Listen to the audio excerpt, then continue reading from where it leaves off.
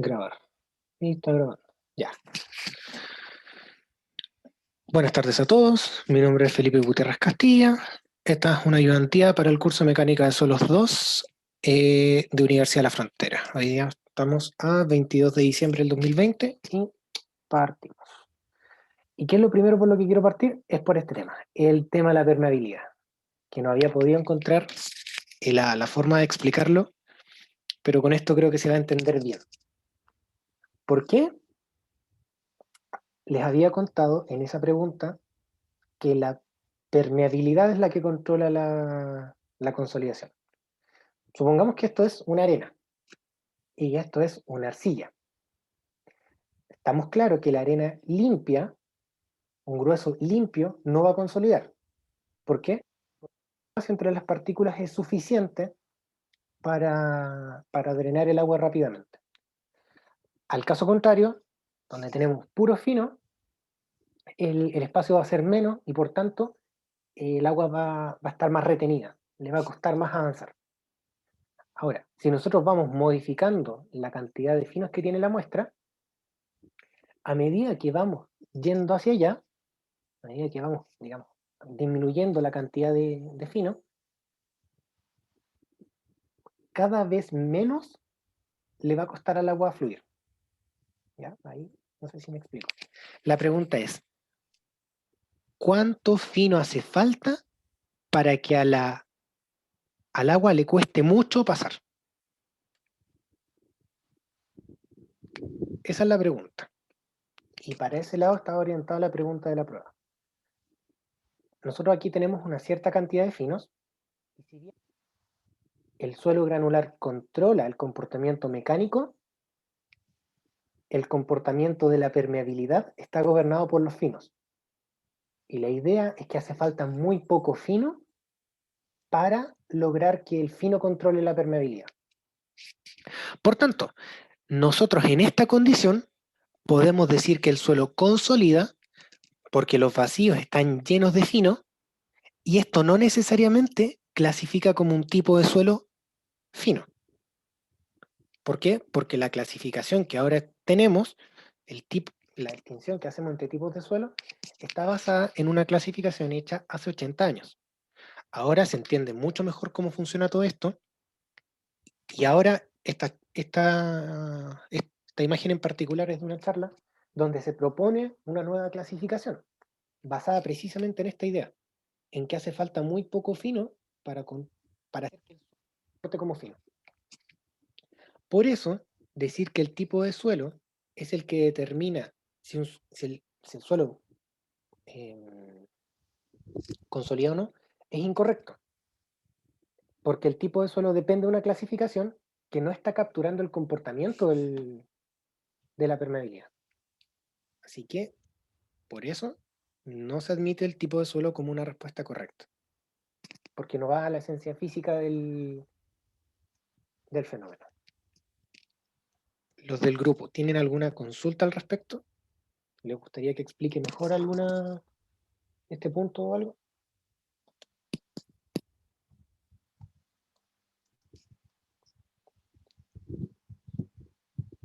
Ya, no quiere explicación, así que pasamos.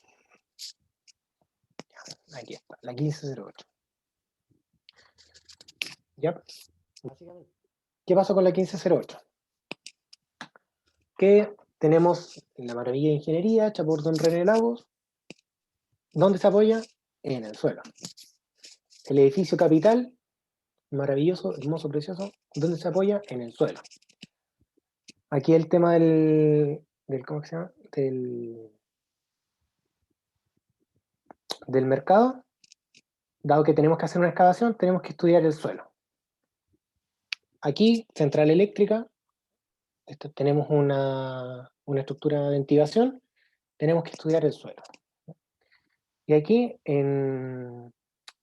esto en el norte de Chile, la carretera El Cobre, para generar la carretera tenemos que cortar cerro. ¿Cómo lo hacemos? Estudiando el suelo.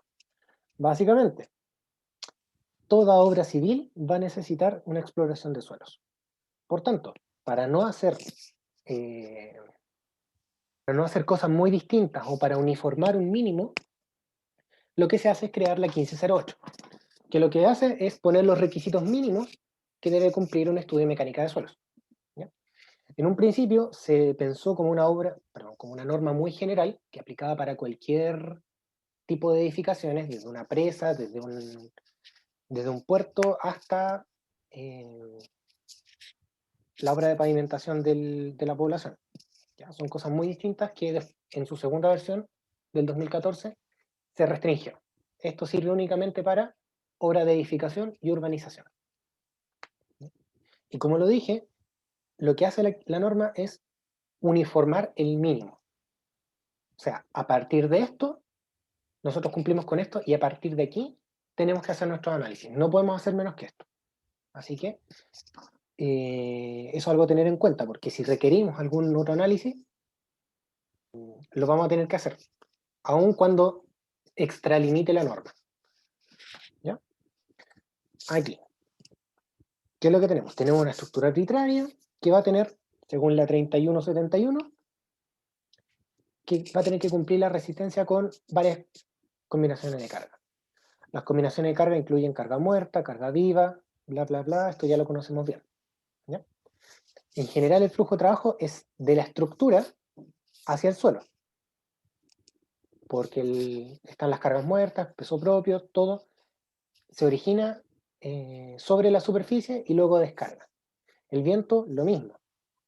No es producto de la estructura, pero la estructura la recibe y la descarga al suelo. Pero además, tenemos un tipo especial de carga que es la carga de sismo, que esa viene de abajo, viene del suelo, se da la vuelta por la estructura y luego vuelve a descargar. Entonces, pensando en explorar el suelo, tenemos dos cosas. Tenemos que pensar en el diseño estructural, y a esto era lo que me refería preguntándole a los de la DS61. Vamos a ir a buscar la clasificación sísmica del suelo para establecer la demanda sísmica del terreno. O sea, cómo el terreno solicita al edificio o a la estructura. ¿Ya? ¿Y eso qué lo establece? La 433, junto al DS61. ¿Ya? Además de eso, además de ir a buscar la demanda sísmica, tenemos que ir a buscar la capacidad del terreno. Tenemos que ir a ver qué hay ahí, donde vamos a fundar, cómo se comporta, qué proporción de finos tiene, qué es y cómo se comporta. Y eso se hace con la exploración geotécnica. Y, perdón, aquí está. Entonces la vamos a hacer rápido.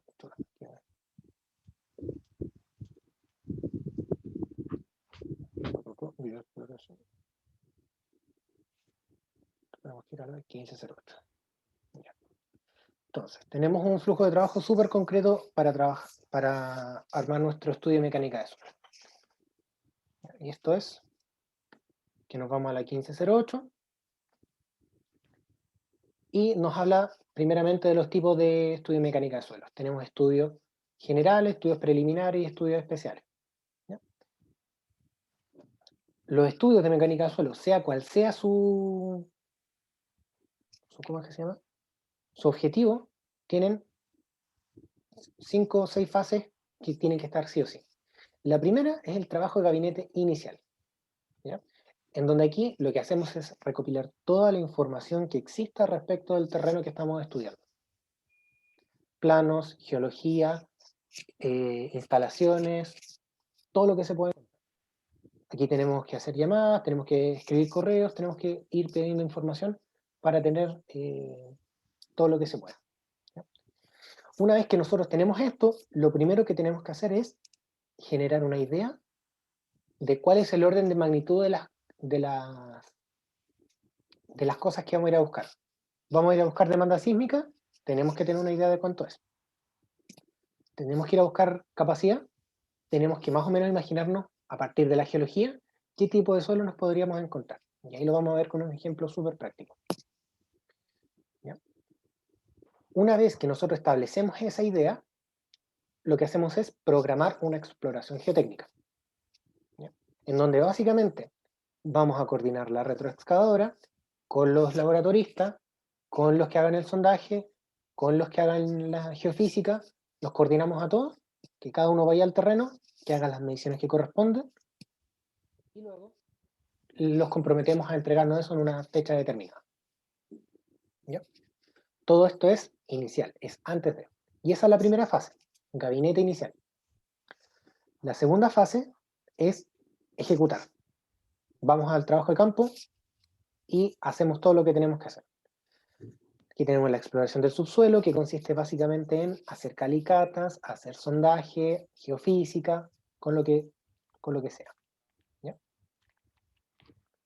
Podemos hacer ensayos de laboratorio o podemos hacer ensayos in situ. A esto se refiere la exploración, que la exploración puede ser, por ejemplo, sacar muestras de 3 estratos diferentes a partir de la excavación hecha por una retroexcavadora. Podemos también tener el ensayo de los ensayos de los sondajes, como podrían ser ensayo de permeabilidad, ensayo de resistencia, como sería el SPT, y así todo lo que vayamos definiendo en función del objetivo del proyecto y de la tecnología disponible. No es lo mismo hacer una exploración para un tranque relaves que para un consultorio en el sur de Chile. ¿Ya? Y la prospección geofísica. ¿Ya? Esto está en relación con lo anterior. Básicamente, definimos todos los ensayos necesarios y los ejecutamos. Luego, los ensayos de laboratorio. Aquí voy a pasar rapidito porque lo vamos a explicar con un ejemplo. Obtenemos las muestras de la exploración geotécnica, de las calicatas, del sondaje, de lo que sea, y lo llevamos al laboratorio. Por lo general, siempre va a haber granulometría, clasificación y límites. Ahí va a haber una que otra cosa más, pero por lo general van a hacer esto directamente. ¿Ya? Y buscamos clasificación. Cuando vamos al laboratorio, clasificación, buscamos resistencia y buscamos deformación. Buscamos caracterizar esas 3 cosas. ¿Ya? Así que estamos listos con eso. Luego todo lo anterior, trabajo de gabinete, programación, geología, ensayo de laboratorio, todo eso se resume en un en un informe de mecánica de suelos. ¿Ya? Y la norma establece el contenido mínimo que tiene que tener. ¿Ya? Tenemos que tener el alcance, la descripción del proyecto, el objetivo del informe y así todo lo que esto nos va pidiendo. Finalmente tenemos que definir las condiciones de seguimiento geotécnico, que en el fondo, lo más sencillo de entenderlo es con las recepciones de sello. Nosotros decimos, ¿nos hacemos cargo de la recepción de sello o delegamos a alguien para que lo haga? Y eso se define en esta parte. Si es necesario controlar las deformaciones de alguna forma, como por ejemplo sería una excavación en el centro de Temuco, vamos a poner las condiciones para decir que la deformación es admisible o no es admisible. Si es que estamos trabajando con alguna obra portuaria, metemos algún piezómetro para medir presiones de poro, vamos a establecer los criterios para que la obra pare, si es que la presión de poro sube mucho, y así un montón de cosas que se van a ir viendo, que se tienen que ir viendo a medida que se va ejecutando la obra, que no se pueden ver antes. Así que en esta sección establecemos esas condiciones. Y al final le ponemos la firma. Básicamente eso. Esto lo vamos a ver después. ¿Ya? Vamos a ver aquí. Respecto a la 433, como les dije, lo que hace es demanda sísmica. ¿Ya? Es eso. Nosotros aquí tenemos la norma en donde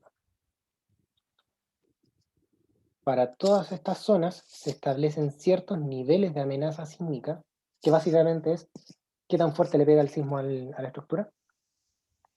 Y a partir de esta zonificación, y a partir de este estudio de demanda sísmica, nosotros tomamos un espectro de diseño. ¿Ya? ¿Qué forma tiene este espectro? Tiene este. Y en función de la clasificación sísmica del suelo, nosotros vamos a tener más o menos demanda sísmica. Y luego este espectro, lo que se hace es ingresarlo en los programas y calcular los esfuerzos sísmicos en los elementos de la carretera. Básicamente eso. Aquí quería mostrar otra cosa. Déjenme revisar.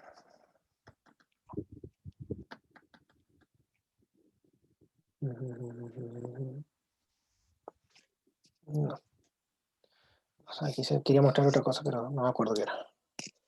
Bueno. Y básicamente es eso. Hasta el momento, ¿alguna duda? Creo que hablé muy rápido.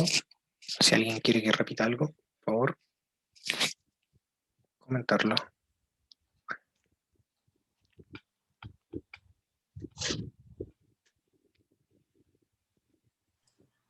¿Todo bien, creo?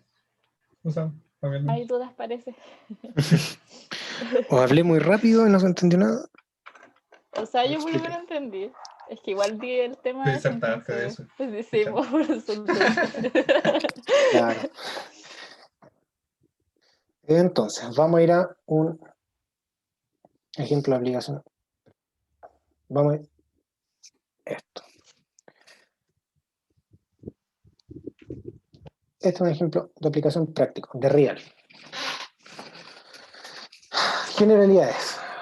En el marco del proyecto de construcción del SAR de Futrono, el Servicio de Salud de Valdivia elabora los siguientes términos de referencia técnicos para la contratación de estudios de mecánica de suelos. Queremos determinar las propiedades mecánicas del suelo y básicamente eso. El predio corresponde al estacionamiento del CEFAM de Futrono y está ubicada en tal parte. Ya la ubicación no es nada relevante. ¿Bien?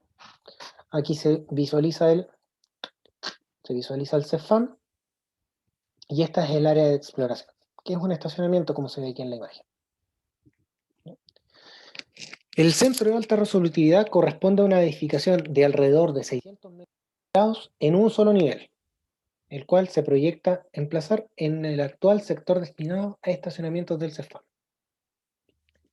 El estudio de mecánica de suelos deberá dar cumplimiento a la normativa vigente, entre otros, el Decreto Supremo 61, la 1508, la 433 y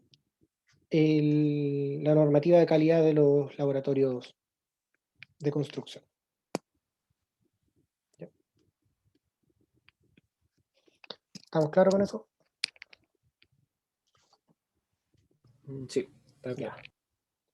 Primero, en base a lo que acabamos de decir, a lo que disertaron sus compañeros y lo que dije yo, ¿qué es lo primero que hay que hacer para hacer el estudio de mecánica de suelos aquí? Hacer los llamados, todo necesarios para juntar como todo lo necesario, todas ¿Cómo, las personas necesarias. cómo se llama esa fase? No recuerdo bien, pero me acuerdo que había que hacer eso. Ya, es trabajo de gabinete inicial. Y ahí lo primero que tenemos que hacer, lo primero, nos vamos a buscar la geología. Ah, esto todavía no. Ahí. Ahí, no, todavía no hay que llegar. Traer el frente. Ya. Y esto es lo que tenemos. Aquí está ubicado el proyecto. ¿Dónde encontramos la geología? En el mapa geológico de Chile. Vamos al mapa geológico, buscamos la ubicación, y dado que esto no tiene mayor resolución, lo que hacemos es decir que las unidades que están a escala regional más cerca de nuestro proyecto son estas. Porque aquí vemos que tenemos 1G1, que está aquí en el sector, y por aquí tenemos como una cosa rara, como que se incrusta y digamos ya esto puede tener un poco de influencia en el punto de estudio. Así que lo que decimos es que CPG también está. ¿Y qué son estos?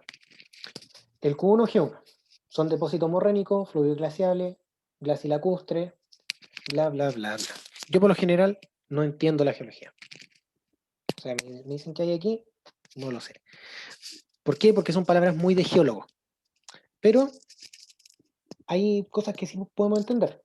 Matriz de limo arcilla, gravas, arenas y limos.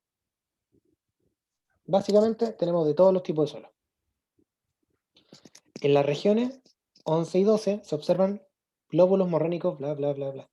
Básicamente tenemos cerca de los lagos, cerca del lago Ranco, tenemos depósitos de suelo granular. Aunque no podamos interpretar directamente qué es lo que quiere decir el geólogo, podemos entender que ahí van a haber depósitos de suelo granular. ¿Qué más hay? El CPG. Dice básicamente que hay rocas intrusivas. Vamos a tener depósitos de roca intrusiva. Entonces, nos podríamos encontrar que la roca está relativamente superficial y que sobre la roca va a haber una secuencia de grava, de arena, de ese tipo de suelo. ¿Ya? Difícilmente vamos a tener depósitos muy grandes de suelo fino. ¿Ya? Eso es lo que se interpreta. O si los tenemos, su relevancia va a ser menor. ¿Se entiende esa parte?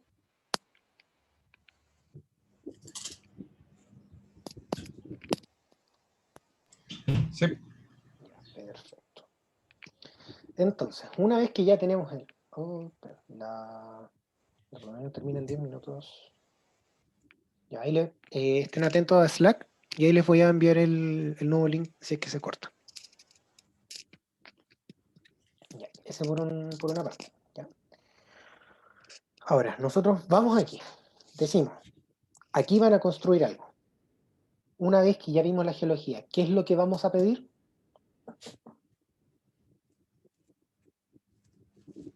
¿Alguien se quiere arriesgar con la respuesta? Ya, a ver.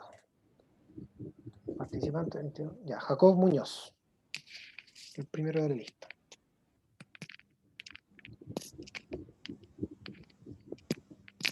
Jacob. ¿Cuál era la pregunta? Ya vimos la geología. Ahora, ¿qué es lo siguiente que se te ocurre buscar aquí buscar o pedir para esta obra? Hasta el momento tenemos esto, que sabemos que se quiere construir algo al lado de un CEFAM.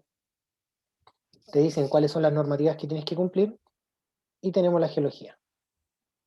¿Qué sería lo siguiente que se te ocurre que podemos pedir? Ver los estudios ¿Cómo? de suelo, hacer estudios de suelo. Eso es lo que tenemos que hacer. Estamos en la parte de gabinete. Así que en este momento todavía no podemos ir a terreno. Solamente puedes conseguir información con correos o llamadas. O con internet.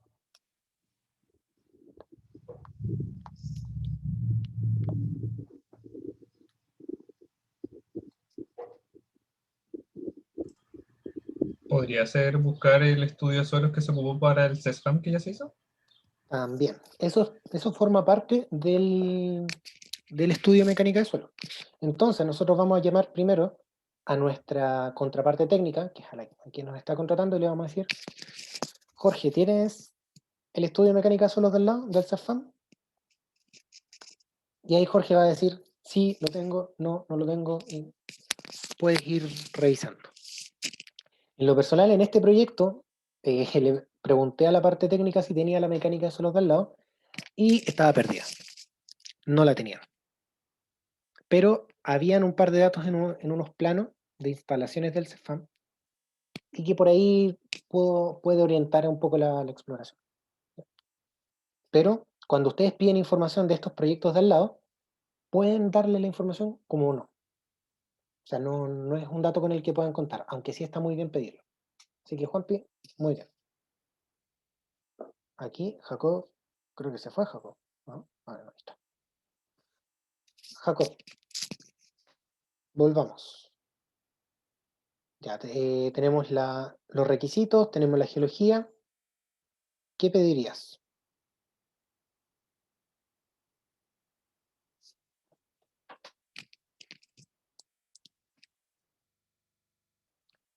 Se fue Jacob. No sé, no se me ocurre. Ya. Los planos. O sea, si aquí quieren construir algo, lo más probable es que tengan planos. Entonces ahí tú vas y le preguntas, ¿tienen los planos de lo que quieren construir? ¿O tienen algún emplazamiento, tienen alguna ubicación? Porque aquí, si es que te fijas, esto es un CEFAM entero. Esto es un CEFAM. Esto te van a ocupar el lugar completo, te van a ocupar una parte. ¿En qué parte voy a fundar? Ese es un dato que tenemos que tener. Dentro de lo posible, vamos a buscar siempre tener los planos del lugar, perdón, los planos de lo que queremos construir encima.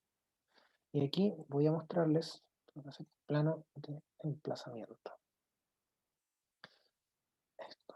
Entonces uno dice, ok, esto de aquí es la línea oficial y de aquí hacia allá tenemos que estudiar. ¿Ya? Entonces, cuando ustedes les pasan un estudio de mecánica de suelo, cuando hagan el gabinete, siempre tienen que pedir la geología, se la investigan ustedes o se la piden a quien corresponda, y piden los planos de lo que hay que hacer. Siempre. Porque si no, no sé dónde hay que ir a estudiar.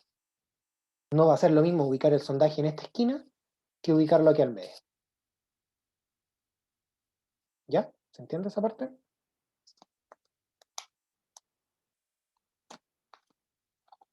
Jacob, ¿Sí? ¿Te puedo hacer una consulta? ¿sí? Y si estuviéramos en un caso muy malo, que no sé, pues sea una construcción antigua y no están los planos. O que no sé, pues no están completos. Eso podría ocurrir en el caso de que quieran validar la mecánica de suelos para una construcción ya hecha. ¿Ya? Esa es una pregunta muy interesante, muy especial, y que la 1508 no te la responde directamente.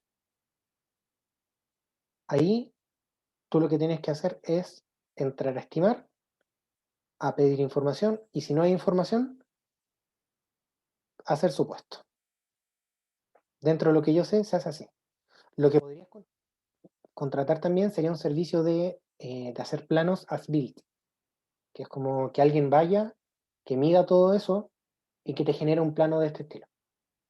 ¿Ya? Pero el problema es que una vez, a ver, déjame mostrar aquí este plano. Elevación. El problema con eso es que tú conoces de aquí hacia arriba. De aquí hacia abajo no sabes. Puedes estar fundando en pilotes, puedes estar fundando ¿cómo que se llama? En zapata corrida, puedes tener relleno, puedes tener cualquier cosa. Ahí hay gente que se dedica a hacer ese tipo de estudio de mecánica de suelo, que son de arquitectura de restauración. Creo que así se llama. Es un tema complejo, pero que para el problema no nos afecta. ¿Ya? Ya, nos estamos demorando mucho. Déjeme volver al PPT. Ya.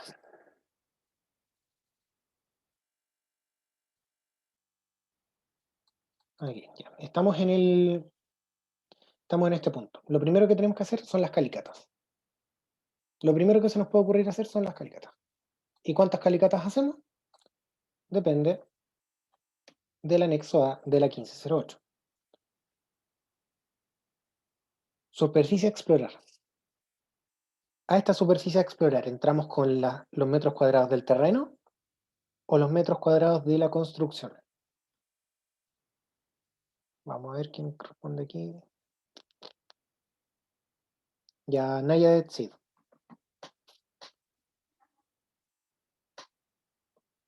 ¿Cómo? No escuché bien, perdón. Ya, es que estamos acá tenemos el plano. No voy a hacerlo con el plano acá. Tenemos el plano de arquitectura. ¿Ya? Aquí el borde del plano es el terreno. Lo primero que tenemos que hacer son calicatas. ¿Cuántas calicatas hacemos? Lo hacemos según la 1508, en el anexo A. A esta tabla, A.1, ¿Entramos con los metros cuadrados de la construcción o del terreno?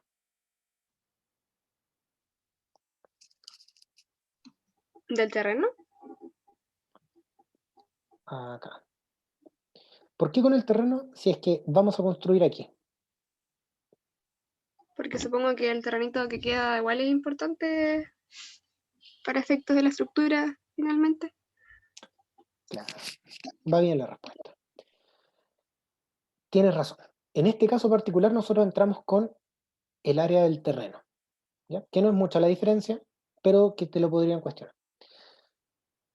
Pero vamos a hacer una salvedad, de que nosotros vamos a hacer exploraciones aquí, esto, si no me recuerdan, 3.000 metros cuadrados, hacemos 5 calicatas, ¿ya? Esas fueron las que nosotros finalmente hicimos, fueron 5, pero las distribuimos. Ahora, supongamos que esto está emplazado en el terreno entero del estacionamiento y el CEFAM, pero el CEFAM no está construido. Digamos que aquí hay un peladero de 5.000 metros cuadrados. El terreno entero suma 8.000. ¿Vamos a entrar aquí a los 8.000? ¿A hacer una calicata más? Bueno, no es tanto. Ya pongámosle que son 30 hectáreas. Y vamos a intervenir en una esquinita. El punto es que solamente tenemos que fijarnos en lo que vamos a intervenir.